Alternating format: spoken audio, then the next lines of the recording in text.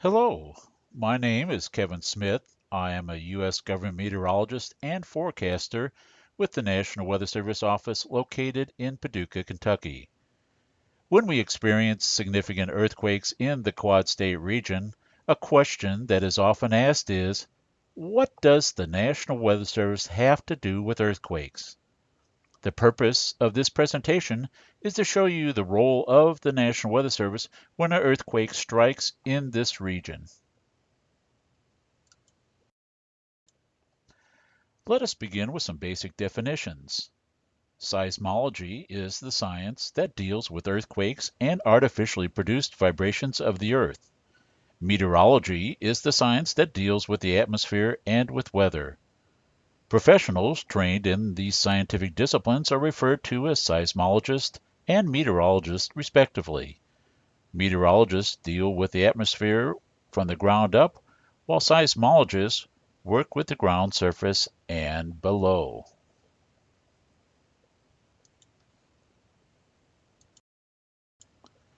The two agencies of the federal government that deal with seismology and meteorology are principally the United States Geological Survey, or USGS, and the National Weather Service, or NWS, respectively.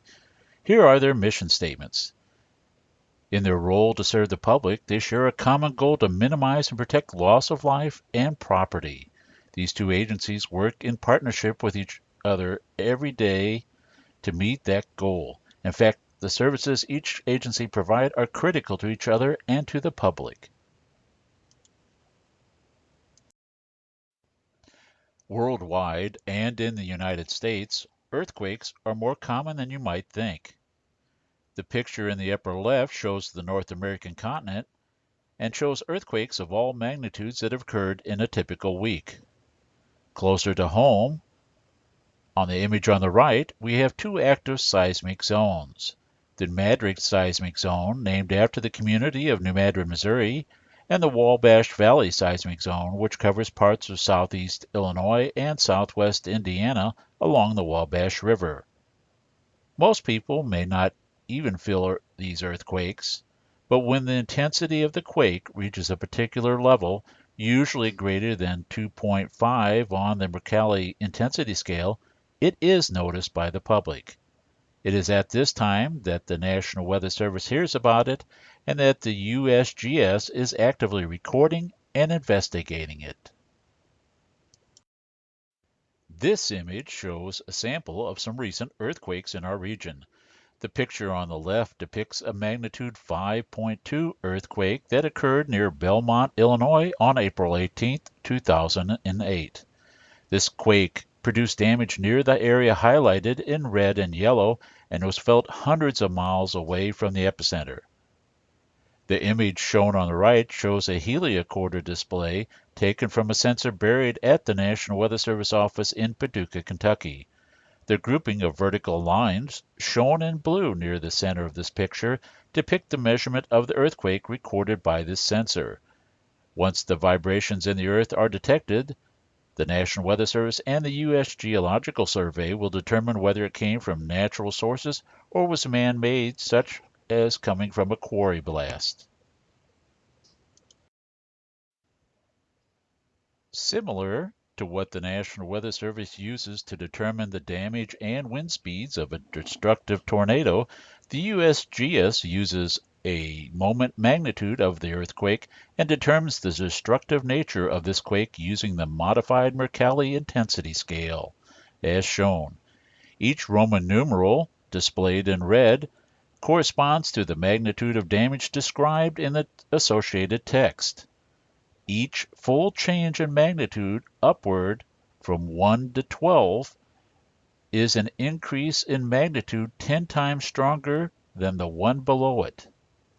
When the earthquake occurs, input from instruments and people affected in the area are combined to determine the magnitude of the earthquake, usually measured in a whole number and decimals, such as 2.6. Once the magnitude of the earthquake has been evaluated and confirmed by a professional seismologist, that information is then transmitted and broadcast by the National Weather Service.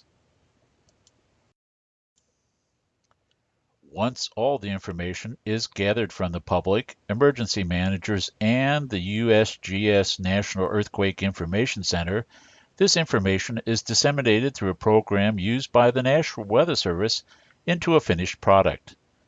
In addition to the text product shown, graphical information is also relayed by the National Weather Service and USGS via the Internet and social media. In some cases, this information is also broadcast on the National Oceanic and Atmospheric Administration All Hazards Weather Radio. Unless all communication networks are damaged, the National Weather Service can also transmit and broadcast safety rules on what to do after a damaging earthquake occurs. So, let's bring it all together.